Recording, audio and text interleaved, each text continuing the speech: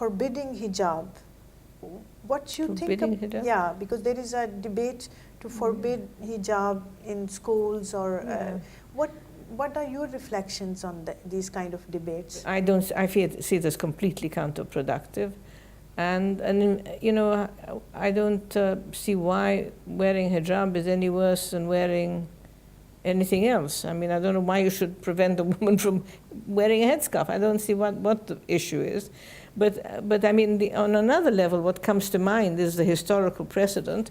And as I said, you know, this hijab movement and the movement behind it began in Egypt, and the Egyptian government panicked and they banned hijab.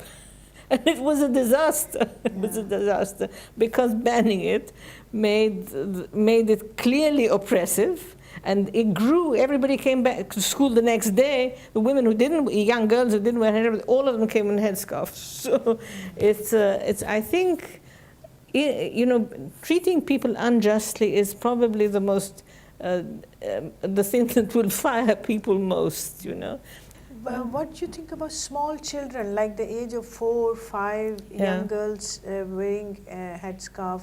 Even 4-year-olds have a right to wear whatever they want, but who's telling them to wear it? Within the context that 4 years is a child, that's right, and the parents are pressurizing the child to wear that. I mean, they must be very strange parents, because surely no argument could be made that the Quran tells you to wear the hijab at 4. I mean, you know, so they are not doing it for obedience. I don't know what's going on. Certain communities of migrants here, their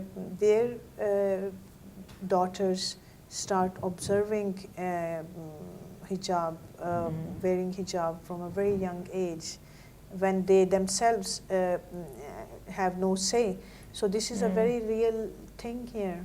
If it was going to do permanent damage, I can see that. But, you know, lots of people I've spoken with, young women, were forced to wear it and don't wear it. And I mean, you have your mind. You grow up in a democracy. You can choose. So young children cannot choose. No, they can't choose. So the issue is that because the young girls above 15, 16, 18, they have a right to choose, and one can think that they can choose. So there is also a parallel discussion that one don't need to ban hijab as such, but banning hijab for small children. Right. There have been studies of girls who are sent to Islamic schools in Canada and in England compared to girls who are not. And they find that the girls who are sent to Islamic schools, and the schools often require hijab, require some kind of covering, are more gender conscious, become more feisty, fighting for gender rights than women who don't.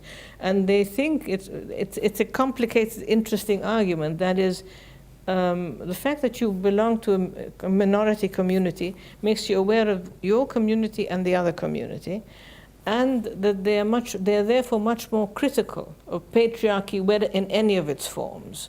So the fact that you have a double consciousness, in a way, is an asset for later, as you grow up, for challenging gender. And if you all continue to be Muslim, choose to, which is a matter of choice once you're 16 or 18 or whatever, then you will also fight for gender within Islam, or you could abandon Islam. I mean, there are all these possibilities. So I'm not hugely exercised. After all, you know, at 4, where we do all kinds of things that we're going to reject when we're 16, you know. Because then again, it's a free choice. It's a democratic country. There is possibilities for girls when they grow up that they can choose. But the issue is that when they are so much indoctrinated. But why is it indoctrinating? I mean, people who okay, let me put it to you the other way. People who don't grow, young 4-year-olds who don't wear hijab, maybe they're being indoctrinated some other way. It's just less visible. You know, so I don't think that I think the issue of parents, do parents have a right to indoctrinate children? All parents indoctrinate children. Do they have a right to do so? I think it's a big philosophical question, but I think in practice we're allowing them to do so for the moment.